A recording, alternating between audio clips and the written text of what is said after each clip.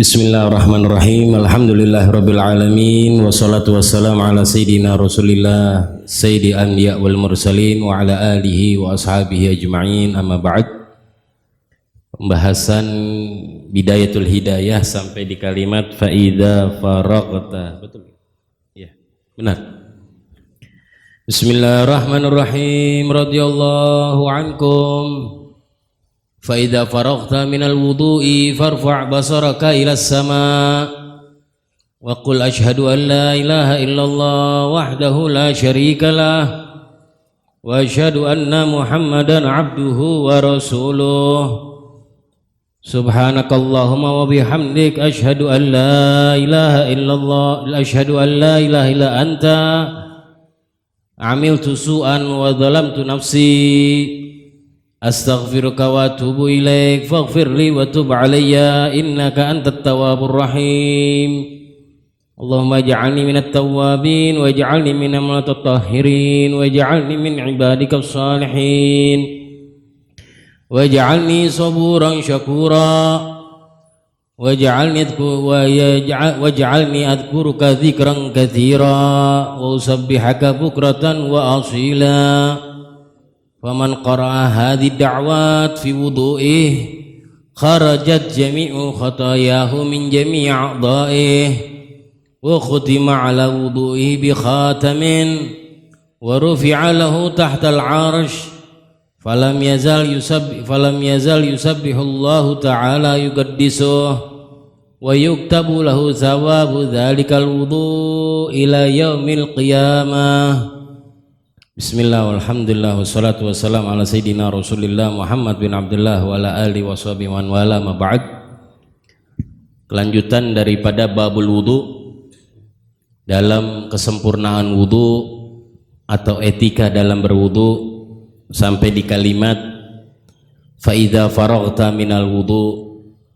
Al-Imam Ghazali menyatakan jikalau engkau sudah selesai daripada ibadah wudumu, ya, wudu ini ibadah ya, makanya ada dibutuhkan niat, ada gerakan khusus, ada niat yang khusus, itu namanya wudu, maka dianggap ibadah. Fa idza faraghta minal wudu, jikalau engkau sudah selesai daripada ibadah wudumu, farfa' basaraka ilas sama, angkatlah pandanganmu ke arah langit. Maksudnya ke atas. Artinya apa? Bukan berarti Allah ada di atas. Ya, Allah tidak bertempat. Allah di mana tempat? Maksud farfa' basaraka ilal sama, karena kiblatnya doa adalah langit. Kiblatnya doa makanya ngadahnya kita ke atas. Ngadah tangan bukanya juga ke atas, bukan berarti Allah ada di atas. Allah di mana tempat, dan Allah tidak bertempat. Allah di mana ada? Ya. Farfa' basaraka ilas sama. Ya. Waqul, dan ucapkanlah setelah selesai wudu, dan kalau emang di toilet berarti sudah keluar dari toilet, jangan di dalam toilet. Karena di sini dibutuhkan ucapan, ada lafaz. Apa bacanya? Asyhadu an la ilaha illallah wahdahu la syarikalah. Aku bersaksi. Kenapa kok ada pensaksian sih? Karena wudu itu ibadah yang ngerontokin tadinya kita tuh habis maksiat, dosa-dosa kita. Dan kita akuin, kita merasa bahwa kita ini hamba yang berdosa, makanya dibersihinnya wudu dalam 5 waktu minimal, 5 kali wudu dalam sehari minimal. Bagusnya ya selalu ada wudu, bagusnya selalu ada wudu walaupun nggak sholat atau nggak ibadah. Asyhadu alla, aku bersaksi kepadamu ya, bahwa tiada Tuhan selain Allah. Wahdahu la syarikalah, Tuhan yang esa, tidak ada sekutu baginya. wa asyhadu anna Muhammadan abduhu wa rasuluh. Ya, diriwayatkan dari Sayyidina Umar bin Khattab radhiyallahu taala anhu di riwayat yang lain selain ini, barang siapa, sabda Rasulullah, barang siapa yang berwudu dan setelah wudu membaca asyhadu an la ilaha illallah wahdahu la syarikalah wa asyhadu anna Muhammadan abduhu wa rasuluh, futihat lahu abwabul jannah ats-tsamaniyah yadkhul min aisha. Maka begitu ngucapin dua kalimat syahadat yang tadi tuh habis wudu, dikatakan oleh Rasulullah, Allah bentangin tuh 8 pintu surga udah dibuka sama Allah, udah disambut setiap wudu, udah dipersiapin 8 surga. Terserah kita mau masuk yang mana, mau masuk surga yang pintu 1, pintu 2, pintu 3, pintu 4, pintu 5, pintu 6, pintu 7, pintu 8. Nah Bib, kan kita belum selesai Bib di dunia umurnya, masa dibukain terus? Berarti dipersiapkan setiap wudu, dipersiapin tuh asal baca doa ini. Setelah wudu, asyhadu an la ilaha illallah wahdahu la syarikalah wa asyhadu anna Muhammadan abduhu. Minim itu doa tuh paling pendek tuh. Doa setelah wudu itu paling pendek. Dibentangin, dipersiapkan 8 pintu surga. Yadkhulu min ayyiha syaa. Terserah masuk dari mana aja kata Allah. Allah ini akramal akramin, maha dermawan dari semua makhluk yang pernah kita tahu. Maha, zat yang paling maha. Setiap 5 waktu kita sholat baca doa ini habis wudu, dipersiapin 8 pintu surga ente. Ya Allah, semoga kita masuk surganya Allah subhanahu wa ta'ala bersama Nabi kita Muhammad sallallahu alaihi wasallam. Kemudian baca ditambahkan subhanakallahumma wa bihamdik, maha suci engkau ya Allah, wa bihamdik, dan dengan segala pujian kepadamu ya Allah. Asyhadu an la ilaha illa anta, aku bersaksi bahwa tiada Tuhan selain engkau ya Allah. Amiltu su'an wa dhalamtu nafsi, aku telah berbuat dosa, aku telah berbuat kesalahan ya Allah. Dhalamtu nafsi, dan aku telah zalim, berbuat nggak benar kepada diriku. Kenapa sih? Karena orang maksiat itu sama aja ngezolimin di kita. Maksiat kita ngezolimin diri kita, bukan maksiat kepada Allah kita nyakitin Allah, enggak, kita nyakitin diri sendiri. Zolim kepada diri sendiri, bukan zolim kepada Allah. Maka amiltu su'an wa dhalamtu nafsi astaghfiruka wa atubu ilaik, aku mohon pengampunan kepadamu ya Allah. Wa atubu ilaik, dan aku bertaubat kepadamu ya Allah. Faghfirli wa tub alayya, maka ampunilah segala dosaku ya Allah. Wa tub alayya, dan berilah aku tobat ya Allah. Kok kita diminta tobat, kenapa sih? Iya, selain pengampunan dosa, Allah juga ada istilahnya pemberian anugerah tobat. Karena nggak semua bisa dapat pemberian orang bisa beristighfar kalau dianugerahin tobat sama Allah. Allah bisa kasih pengampunan dosa kalau Allah kasih juga hamba tersebut mau tobat dari segala kesalahan. Makanya faghfirli wa tub alayya innaka antat tawwabur rahim, sesungguhnya engkau adalah zat yang maha pemberi taubat, ar-rahim, dan zat yang maha penyayang. Allahumma ja'alni minat tawwabin, ya Allah ya Tuhanku, jadikanlah diriku daripada orang-orang yang selalu bertaubat. Waj'alni minal mutatahhirin, dan jadikanlah aku dari orang-orang yang selalu bersih, selalu suci daripada segala macam bentuk dosa dan kotoran. Waj'alni min ibadikas shalihin, dan jadikanlah aku daripada hamba-hambamu orang yang saleh. Waj'alni saburan syakura, dan jadikanlah aku orang yang selalu bersabar dan bersyukur kepadamu ya Allah. Waj'alni adzkuruka, dzikran katsira, dan jadikanlah aku yang selalu mengingat kepadamu, dzikran katsira, mengingat yang selalu dalam keadaan yang banyak, wa usabbihaka bukratan wa asila, dan aku selalu jadikanlah aku yang selalu bertasbih mensucikan engkau ya Allah, bukratan wa asila, pagi dan sore di setiap waktunya maksudnya. Faman qara'a hadhi da'wat, dikatakan, nah ini keterangan dari Imam Ghazali tadi, hadisnya sampai situ. Faman qara'a hadhi da'wat, barang siapa yang membaca ini doa semuanya dari awal sampai akhir, fi wudu'ihi, setelah dia berwudu, kharajat jami'u khotoyahu min jami'a'dha'ih, maka keluarlah seluruh kesalahan-kesalahan dosanya dia dari seluruh tubuhnya dia.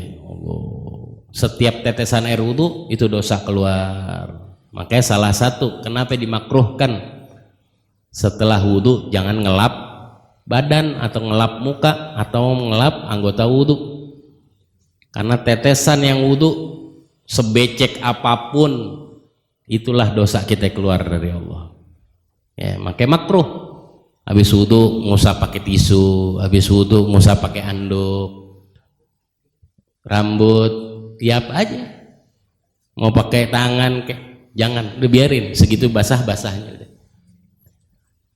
Beb, terkadang kalau keluar kamar mandi lantai jadi becek, anak-anak saya masih pada halus, tahu halus, masih pada kecil, ntar jatuh ngejedag. Iya, kayak setan nggak apa-apa dah, kayak setan, yang lainnya nggak usah ya, sekeset sampai kering nggak apa-apa. Cuman kalau yang air yang keluar dari muka yang turun biarin aja, nggak usah dilap pakai anduk, pakai tangannya juga jangan, biarin aja. Karena itu begitu tetesan demi tetesan kesalahan-kesalahan dosa kita keluar dari anggota tubuh kita. Wa khutima ala wudu'i bi khatamin, kata Imam Ghazali, dan kita disegel setiap wudu kita disegel sama Allah. Kalau sambilan baca doa tadi tuh disegel, artinya apa? Udah di packing, di packaging, tau packaging? Udah di pack, udah semuanya stempel. Nah, habis itu wa rufi'a lahu tahtal arsy, dikirim, udah di packaging tapi alamat nggak salah, ya nggak? Ya fulan bin fulan nggak salah tuh. Stempelnya Allah nggak kayak stempel kita. Kita udah stempel all shop, masih aja ke sebelah ngirim, ya kan begitu? Padahal beda 2 rumah, masih salah. Ngapa jadi ke sebelah? Kalau stempelnya Allah, packagingnya Allah enggak. Di stempel, packaging, pack, di paket, setelah stempel. Wa rufi'a lahu tahtal arsy, dibawa tuh oleh malaikatnya Allah sampai di arsy-nya Allah. Apa sih? Disimpan di mana tuh? Ibaratnya sekarang ada kotak. Kotak apa itu? Kalau Bank Dunia, Bank World, ente di Swiss punya tabungan paling aman satu, katanya, wallahu alam, ini sih nggak punya, katanya tempat teraman buat nyimpen harta di dunia di Bank Dunia tuh di Swiss, katanya, wallahu alam, aneh ngelihat belum lihat. Enggak. Nah ini arusnya Allah tuh pensimpanan amal ibadah kita tuh, ada kotak-kotaknya masing-masing. Kotaknya nggak kecil, kotaknya gede, penuhin kotaknya. Kita di arusnya Allah Subhanahu wa taala. Falam yazal yusabbihullahu wa yuqaddisuh, maka setiap engkau berwudu, ya, wudumu itu falam yazal yusabbihullahu wa yuqaddisuh, ibadah wudumu itu diwujudkan sama Allah, selalu mensucikan Allah, selalu bertasbih kepada Allah. Jadi amal wudu kita nih, setelah kita wudu, setelah kita doa, dipaket sama Allah, distempel, nggak salah, dibawa ke arsy-nya Allah. Ngapain tuh di arsy-nya Allah? Itu amal wudunya kita berwujud selalu bertasbih kepada Allah, ibadah terus tuh. Dia tuh yang ibadah terus tuh, amal wudu kita tuh. Kitanya sih ngapain gitu, ingat? habis sholat kelar deh. Makanya jaga diri, karena amal wudhu kita setiap habis kita wudhu dipaket sama Allah, ditaruh di arsy-Nya Allah, terus ngapain diem gitu? Enggak, itu wudhu dijelma sama Allah berwujud untuk yugaddisu wa yusabbihu, terus tuh dia beribadah terus, wa yuktabu lahu thawabu dzalikal wudu ila yaumil qiyamah, dan dihitung sama Allah, dijadiin tuh amal ibadah kita wudu, dia mensucikan Allah, dia bertasbih kepada Allah sampai kapan? Sampai yaumul qiyamah. Itu satu wudu. Gimana kalau sehari 5? Minim tuh. Minim. Gimana kalau setiap 24 jam tubuh kita nggak pernah lepas daripada air batal wudu lagi, batal wudu lagi, batal wudu lagi. Allah, terus dia. Enak nggak begitu? Nikmat ya. Kita ini nikmat jadi hambanya Allah. Allah ini zat yang amat sangat menghargai dan menghormati hambanya. Nggak dapet inti, mau Tuhan mah nggak ada Tuhan yang selain Allah. Nggak ada Tuhan udah kayak Allah udah. Ngasih pahala bukan ngasih aja, udah ngasih, anugerahin, ngehargain, ngehormatin, sayang, perhatian tuh Allah Ta'ala Jalla Jalaluhu wa Ta'ala azamatuh. Nggak ada Allah tuh ngehina hambanya tuh, nggak ada. Nggak ada. Ente cari sejak bujek di Al-Quran yang katanya 30 juz, satu hal, satu keadaan Allah pengen hina hambanya, nggak ada. Nggak ada. Allah paling akramal akramin, Allah ar-Rahmanur Rahim, Allah Ghafurur Rahim. Allah. Bayangin satu wudu ganjarannya kayak begini. Kalau kita amalin bener-bener gitu, umur kita 63 tahun kali 365 hari kali lagi 5 sama wudu minim 5 dulu dah, sehari 5 kali sholat, betul? Nah, berapa itu? Ya sekian dah tuh. Jangan kayak hitung-hitungan, pale puyeng. Ya segitu tuh. Itu amal ibadah kita selalu, itu baru satu amal wudu doang. Belum lagi ada siwaknya, belum lagi takbiratul ihram kita, belum lagi rukuknya kita, i'tidalnya kita, sujudnya kita, terus dikasih tuh Allah tuh, terus dikasih ganjaran sama Allah. Gimana nggak baik ente? Ada orang yang begitu? Orang makanya dikatakan akramal akramin, Allah zat akramal akramin. Nggak ada. Belum lagi baca Al-Quran kita, belum lagi zikir kita, wirid kita, bakti kita sama orang tua, terus ganjaran demi ganjaran. Insya Allah kita dapat semuanya nanti. Kaya raya, makanya orang-orang Islam nanti, orang-orang Muslim, hambanya Allah yang muslimin, kaya raya nanti di akhiratnya Allah. Jangan sampai kita udah kismin di dunia, miskin juga nanti di akhirat. Minim ibadah, rapiin, wudu rapiin. Kenapa sampai sedemikian hingga? Karena wudu adalah pembuka daripada segala ibadah. Kunci dari segala ibadah adalah toharoh, rapiin, semuanya rapi. Bahkan dikatakan orang yang kalau udah dawamul wudu mujabud da'wah, paling mudah pengen jadi mustajab doa, dalam 24 jam inti nggak pernah namanya batal dari wudhu. Itu paling mudah cara. Selalu ada. Beb kan punya bini beb di rumah. Iya. Mau punya bini kayak mau nggak punya apa lagi? Punya bini tetap batal wudhu. Terus gimana? Batal wudhu. Imam Dagigil Aid dikatakan, Al-Imam Dagigil Aid, Allah angkat derajat beliau. Imam Dagigul Aid alim, mufassir. Dikatakan sebab apa? Sebab wudu Allah bisa angkat derajatnya. Sebab wudu doang. Caranya gimana? Dikatakan satu malam, dikatakan Imam Dagigul Aid di musim yang paling dingin, Allah uji musim paling dingin di saat itu, musim dingin dari awal malam sampai akhir malam. Begitu beliau tidur, bangun, tidur junub, tidur janabah, junub, bangun, mandi, wudhu, tidur lagi sampai berapa kali? Lebih dari 49 kali dalam satu malam.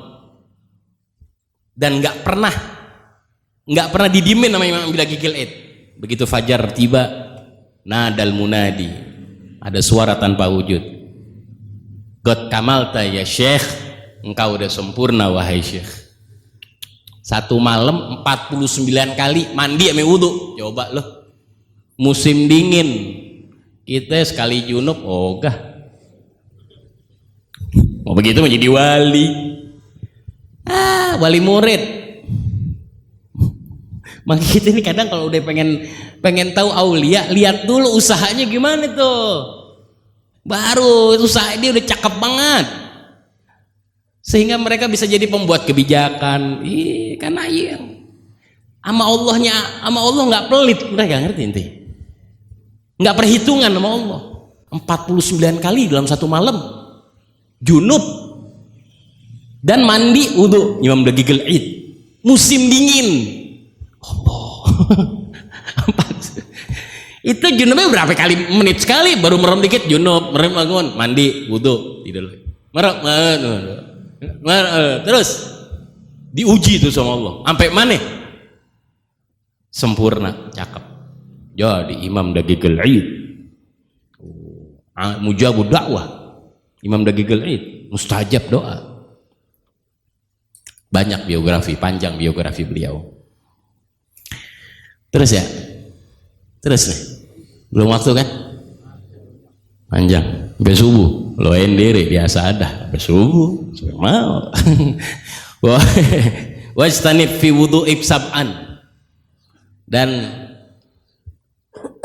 jagalah dirimu, jagalah, ya maksudnya jaga di sini, hindari daripada wudhumu 7 perkara. Artinya apa di sini?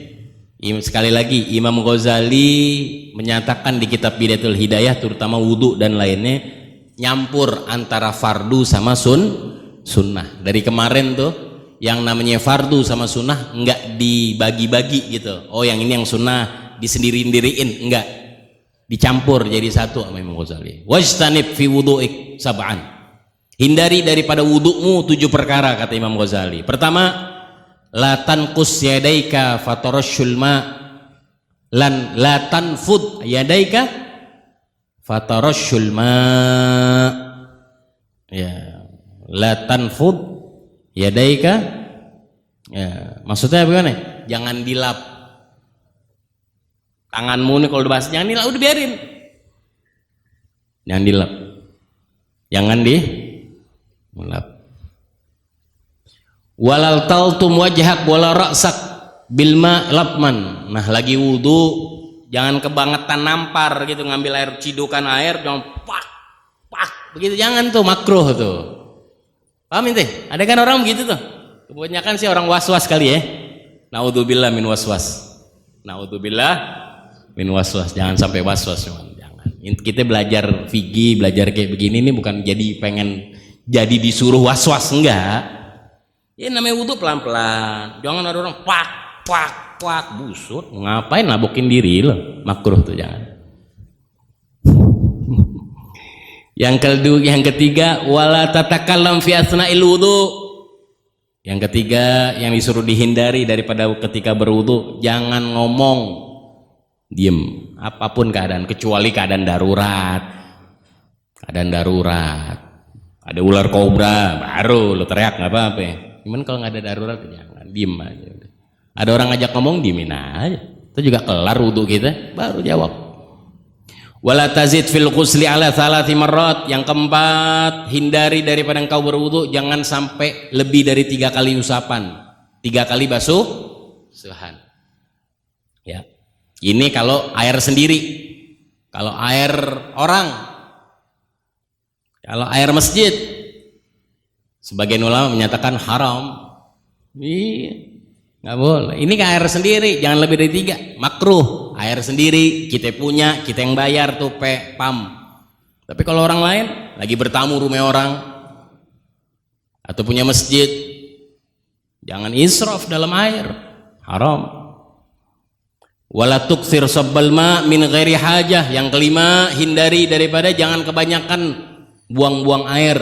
Maksudnya jangan kebanyakan israf daripada dalam nuangin, jangan buka air tuh. Kalau di sini sabbul ma dahulu masih pakai cidukan, kalau sekarang buka keran. Buang air tuh, buka keran tuh jangan kebanyakan, min ghairi hajah. Kalau nggak ada hajahnya, nggak ada perlunya, nggak ada butuhnya, sedapatnya aja gitu. Buka keran sedapat, oh badan kira-kira segini sih udah cukup, jangan buat. Apalagi ngeliat masjid atau musola yang airnya cakep, kalau keluar kadang iseng tuh ya, jangan, mau apain sedikit.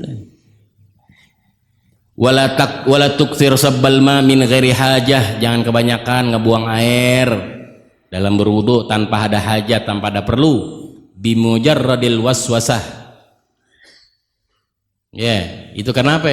Karena begitu kebanyakan orang, kalau kebanyakan buang air, orang-orang waswas. Mujarrad waswas, sebab karena waswas kita jadi buang-buang air keran, buang-buang air masjid, buang-buang air di rumah. Walil muwaswasin syaitanun yadhak, kata Imam Ghazali, sesungguhnya orang-orang yang waswas itu diketawain sama syaitan setiap dia pengen ibadah, setiap dia pengen wudu. Biham yuqalu lahu alwalhan. Nah, syaitan yang ngeganggu orang ketika bertoharoh atau berwudu, apalagi untuk toharoh deh, cebok, apalagi wudu, mandi junub, yang bikin waswas, syaitan yang bikin waswas orang, hambanya Allah, itu namanya walhan. Walhan. Emang nama syaitan, emang syaitan ada berapa sih? Anaknya iblis ada 9. Anaknya iblis dikatakan oleh ulama, walil iblisi tis'atu walad. Iblis punya anak 9. Ini 9 punya khusus nih, kopasusnya iblis nih. Yang pertama, setiap nama punya tugas masing-masing, kopasus. Ya, amalnya, tugasnya apa? Yang pertama namanya khanzab, anaknya iblis, syaitan, khanzab. Dia ngapain tuh tugasnya? Ngeganggu hambanya Allah di dalam sholat. Oh, hati-hati.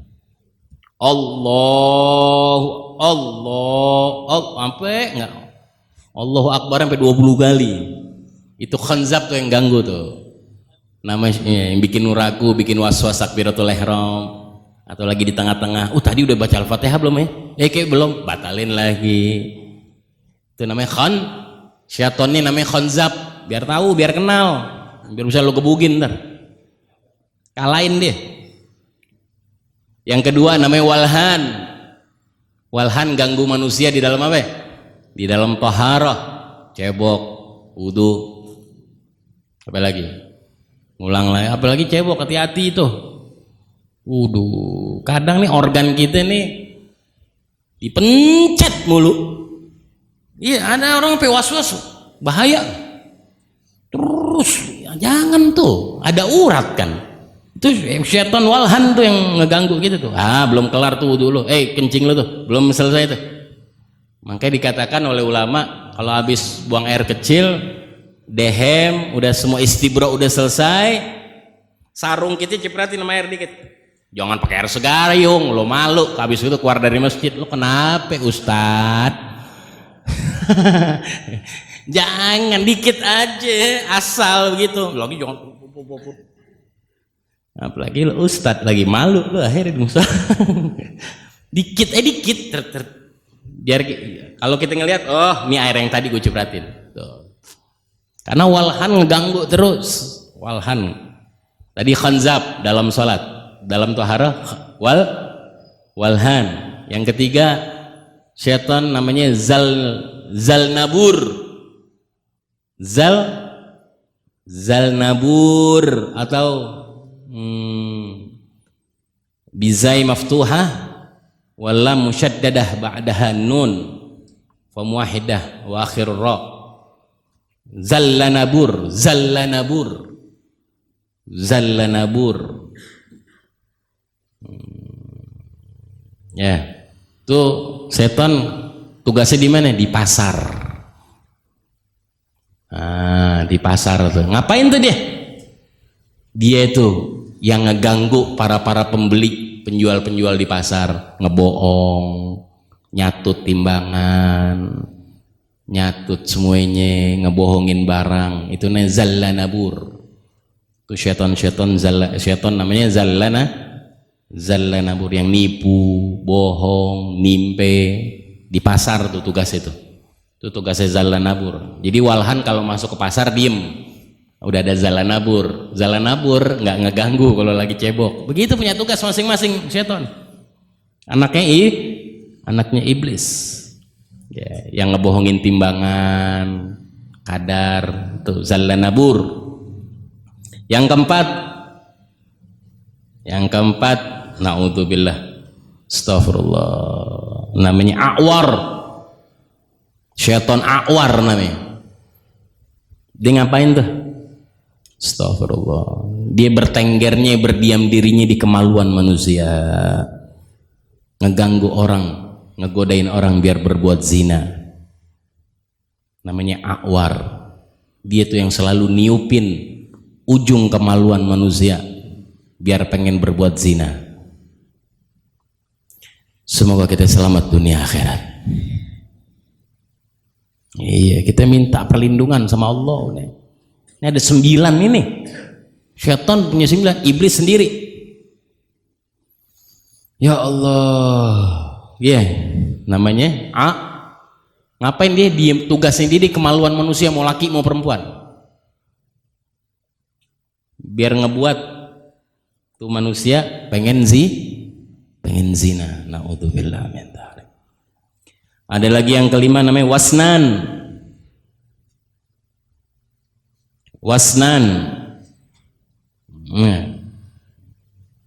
Ya, ngapain dia tugasnya? Syaitan yang tugasnya di tidurnya manusia, bikin orang malas bangun sehingga subuhnya kelewat, waktu sholatnya kelewat, dibangunin sama orang tua ogah, tambah marah, bangun, udah dah, begitu tuh. Siram pakai paku, jangan pakai air lagi, pakai air kadang tidur lagi pakai paku, biar setannya bangun. Naudzubillah, enggak, canda, terbeneran lagi. Kan belajar sama Habib Alwi suruh siram pakai paku, anaknya terus dipaku, padahal mungkin jangan, bercanda, siram cepat. Ya, itu syaitan yang ngeganggu, yang bikin berat kepala untuk bangun daripada tidur. Yang keenam namanya tabar. Ya, tabar.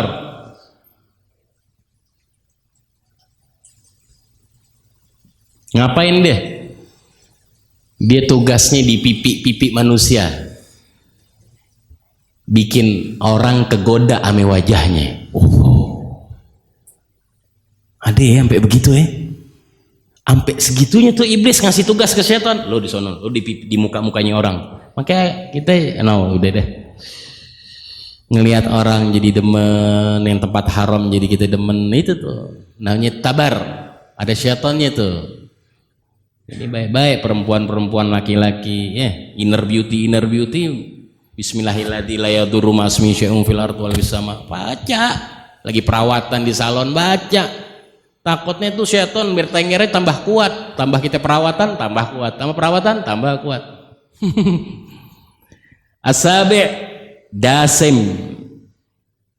Yang ketujuh adalah dasim. Dasim ngapain tugasnya? Bukannya dalsim, dulu Mortal Kombat dalsim. Ini dasim. Tahu Mortal Kombat ya? Ada dalsim Mortal Kombat ya, benar ya? Ini dalsim yang tangannya bisa panjang, kakinya bisa panjang. Ini dasim. Ya, dasim. Ngapain dia tugasnya? Tugasnya di makanannya orang-orang. Ketika hidangan makan, ngebarengin. Waktu ada hidangan makan, dia barengin tuh manusia. Ngapain? Kalau dia nggak makan, dia nggak baca Bismillahirrahmanirrahim di manusia, dia ngikut makan. Itu namanya dasim, yang ikut makan. Kalau kita nggak baca basmalah atau Bismillahirrahmanirrahim atau Allahumma barik lana fima razaqtana wa qina adzabannar, yang makan makanan kita itu dasim. Dia ngambil tuh makanan tuh. Ya. Yeah. Nah, dasim tugasnya di tempat makanan sama di tempat mana lagi? Pokoknya ngikut sama kita di waktu makan sama di waktu masuk rumah sama keluar rumah. Begitu masuk makan, dasim, ngegodain. Jangan dibikin lupa kita sama Bismillahirrahmanirrahim. Yang kedua, masuk rumah, dibikin lupa juga kita baca Bismillahirrahmanirrahim. Karena dianjurkan sunnah begitu masuk rumah baca salam, salawat kepada Nabi Muhammad Shallallahu Alaihi Wasallam. Ya, itu dasim tuh yang bikin kita lupa tuh. Kayak sunnah masuk rumah, kaki kanan. Kalau ada orang, assalamualaikum warahmatullahi wabarakatuh. Kalau nggak ada, assalamualaikum ayuhan assalamualaikum wa alaina wa ala ibadillahis sholihin. Minim kayak begitu. Baca setiap masuk rumah. Assalamualaikum kalau ada anak bini di rumah atau siapa di rumah masih ada orang. Assalamualaikum. Nah, itu cakep. Kalau nggak ada orang, emang lagi pada keluar di rumah, kita yang masuk rumah duluan. Assalamualaikum wa alaina wa ala ibadillahis, terus baca ayat kursi sekali, ame kulhu 3 kali. Barang siapa yang baca ini diriwayatkan dari Rasulullah SAW, setiap masuk rumah baca salam, ayat kursi sekali, kulhu 3 kali, tidak mungkin kosong dari rezeki itu rumah. Terus ada rezeki itu, ada duit terus buat kita setiap. Jadi itu rumah membawa rezeki. Ya, baca itu dan nggak akan kosong kita dari rezeki. Ada terus, bukan dari ngepet, bukan lu dari ngepet. Na'udzubillah. Terus ya hilang gitu. Yang keberapa nih? Ke-7, ke-6 udah. Dasim keberapa? 6. Oh ya 7. Yang ke-8 matun. Namanya syaitan namanya matun. Matun. Iya. Yeah. Ada namanya. Dia ngapain tuh? Oh, matun ini pemberi kabar hoax. Pemberi kabar palsu, itu namanya matun. Ya, yang bikin orang membuat kabar-kabar palsu dia tuh. Lagi gede nih matun nih, lagi di Israel sekarang. Iya, lagi gede, lagi kenyang deh. Yang ke-9 namanya? Yang ke-9 namanya abyad. Ajib. Abyad atau bimuwahhadah futihat. Abayab bukan abyad, abayab.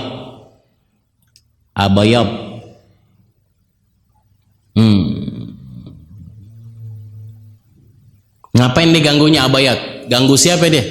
Gangguin para nabi dan para aulia. Allah. Khusus tugasnya dia cuma gangguin para nabi dan aulia. Abayab berarti dia satu tingkatan sama iblis tuh. Beda 1 tingkat sama iblis. Habis itu iblis dah. Jadi sebelum iblis buat ganggu para nabi dan para rasul, para aulia adalah abayab. Pakai dot, abayab. Emang diganggu juga para wali. Gangguannya wali lebih kencang daripada kita. Kencang. Kalau para aulia diganggu dengan tauhid. Makanya jangan gampang, kata guru kita Al Habib Salim bin Abdullah Syatiri, jangan mudah nilai orang dia wali. Kesian. Apalagi kalau kita udah ngeliat orang gutup. Kesian, kenapa? Begitu dari husnudzonnya kita bilang dia wali, saat itu juga diuji sama Allah. Ujiannya para aulia ini orang. Paham ente? Husnudzon boleh, cinta boleh, seneng boleh. Cuman jangan gampang mudah, oh fulan wali, ini gutub, ini wali, ini. Kenapa? Kesian. Khawatir predikatnya dia belum jadi wali, tapi ujian dari Allah, ujiannya para aulia. Tuh, jadinya husnudzon aja udah. Paham itu? Paham. Yang selanjutnya, yang keenam, ini keluar daripada nama-nama syaitan. Udah capek nama syaitan udah. Yang penting udah tahu, sekali aja kenalnya. Yang penting tahu. Yang keenam, daripada kita harus berhindar daripada ketika wudu, wala tatawaddo bil ma'il musyammas. Jangan berwudu dengan air panas. Ya, water heater tuh sekarang tuh gampang ya. Water jangan terlalu panas, agak ke kananin dikit lagi agak. Kalau ke kiri kan agak panas, kanan lagi dikit. Wala minal awanil sofriyah. Ya, dikatakan juga jangan dari lempengan-lempengan air wudu, jangan ditaruh di tempat-tempat lempengan yang panas gitu. Ini dahulu tempatnya. Itu yang ketujuh. Fahadihi sab'atu. Maka ini 7 perkara yang harus dihindari. Makruhatun fil wudu, makruh di dalam wudu. Wa fil khabari, di dalam kabar, di dalam hadis. Anna man dzakarallah inda wudu'ih, barang siapa yang berzikir kepada Allah ketika berwudu, tahharahullahu jasadah kullahu, maka Allah sucikan, Allah bersihkan jasadnya dia seluruhnya. Walam yadhkurillah lam yathhar minhu illa ma asabahul ma. Barang siapa yang enggak berzikir kepada Allah, berarti yang dibersihin sama Allah cuman anggota wudunya doang. Artinya apa? Di sini Imam Ghazali nyuplik, ngasih kita kutipan hadis yang dari awal tuh. Dalilnya mana? Kumur-kumur ada doanya, masukin air ke hidung ada doanya, basuh muka ada doanya, selain niat basuh tangan ada doanya. Ini dia. Barang siapa yang berzikir kepada Allah di dalam wudunya ketika dia berwudu, maka Allah sucikan seluruh tubuhnya dia, seluruh jasadnya dia. Dan barang siapa yang enggak berzikir kepada Allah di dalam wudunya, yang dibersihin sama Allah cuman anggota wudunya doang, enggak seluruh tubuh. Wallahu a'lam bishawab. Masih apa? Yang benar. Masya Allah. Anda pikir udah, Anda nggak ada alarm di sini. Lewat. Wow, lama maghribnya ya. Kalau begitu dari tadi kita cerita dulu. Ya deh. Adabul ghusl. Itu daripada etika kita dalam berwudu, ajarannya Imam Ghazali, kesempurnaan kita dalam berwudu. Kenapa kok segitu panjangnya? Padahal wudu nggak sampai 1 menit juga nggak sampai, karena dikatakan miftahul ibadah at-taharah. Kunci daripada ibadah adalah taharah. Rapiin kuncinya dulu, rapiin zikir yang benar. Setiap anggota wudu ada doa. Sekelar semua wudu ada doa. Kenapa ada gini-giniannya? Karena ibadah, wudu itu ibadah. Dan wudu salah satunya cara buat ngegampangin kita ngerontokin dosa. Dan anugerah Allah mudahin kita untuk ngasih pintu taubat. Jangan lepas daripada itu. Maka Imam Ali bin Abi Thalib karamallahu wajha, ya, cerita yang sudah populer, cerita yang sudah ma'ruf. Imam Ali bin Abi Thalib kalau setiap wudu beliau selalu gemeteran. Dari wudu udah gemeteran Imam Ali. Jangan nanti pikir Imam Ali terus katanya pemberani, badannya besar, kuatnya ngelebihin sekian tenaga kuda, apa bla bla bla, jago pedang, jago kuda. Iya, bukan berarti songong sama Allah. Imam Ali bin Abi Thalib kuat, tapi paling kenyi kalau udah urusan sama Allah. Nggak kayak kita ya, dengar Imam Ali beganuh kita, wah, gua kayak Imam Ali dong nih. Wah, kayak Imam Ali. Paul. Imam Ali bin Abi Thalib setiap wudu digemeter dan pucat, ketakutan setiap wudu, 5 waktu dikemeter. Sampai sanak keluarganya nang, kenapa kau setiap wudu begini, setiap kelar wudu? Kata Imam Ali, bagaimana saya nggak takut, gimana saya nggak gemeter? Sebentar lagi aku akan menghadap Rabbul Alamin, Rabbul Jabbar, kata Imam Ali, Rabbul Gahar. Sebentar lagi aku akan berhadapan sama siapa? Penguasa, raja di raja, kata Imam Ali. Enggak. Dari wudhunya udah ketakutan, makanya rapi. Bukan ketakutan terus jadi was-was, tapi ketakutan yang benar. Makanya salaf kita banyak, mereka dibuka pintu sholat, dibuka futuh. Salaf kita dibuka futuh dari dua macam. Yang pertama futuh di dalam sholat, dan futuh di dalam membaca Al-Quran. Karena apa ya? Karena wudhunya mereka ini udah rapi. Ente mau gak? Ya, Alawiyin, kebanyakan kita ngomong Alawiyin ya. Alawiyin yang benar, bukan Alawiyin yang sekarang. Astagfirullahaladzim. Deh. Ya, Alawiyin ya. Segaf, Sayyidina Abdurrahman bin Muhammad Segaf, Sayyidina Muhammad Maula Dawilah, Abdullah bin Abu Bakar al-Idrus. Itu yang maksud kalau Alawiyin. Dahulu guru-guru kita kalau ngomong Alawiyin, mereka Faqihul Muqaddam, itu Alawiyin Hagigi. Benar. Mereka kenapa ya? Futuhnya mereka paling mudah di sholat dan di dalam Al-Qur'an. Kenapa? Wudhunya mereka udah rapi itu. Wudhunya benar-benar sempurna. Apapun namanya makruh nggak mau dikerjain, nggak mau. Dan paling mudah orang mau dibuka pintu sama Allah, pintu futuh, ya, wudhu. Habis wudhu nanti ada medianya, entah sarananya di sholat atau sarananya dibaca Al-Quran. Pilih, ntar Allah yang milih tuh. Emang futuh kayak gimana sih, Bib? Futuh itu anugerah, nggak bisa dibuat-buat. Ya, cari sebabnya bisa, tapi kalau dibuat-buat nggak bisa. Itu kemauan Allah Subhanahu wa Ta'ala. Wudhu kita rapi, benar. Takbiratul ihram ngikut rapi, ruku ngikut rapi, sujud ngikut rapi, semua ngikut rapi, semuanya enak. Ya insya Allah kita menjadi hamba-hambanya Allah yang terpilih dengan membaca Bidatul Hidayah setiap malam Kamisnya atau sebulan sekalinya. Insya Allah Allah rapiin lagi kita, Allah anugerahin kita biar mudah dalam ibadah, mudah dalam merasakan dzauq dalam ibadah, rasa di dalam ibadah, rasa di dalam munajat kepada Allah Subhanahu wa Ta'ala, sehingga kita mendapatkan hal-hal yang terbaik dari Allah Subhanahu wa Ta'ala di dunia sampai akhirat kita. Amin amin ya rabbal alamin. Bisirril Fatihah.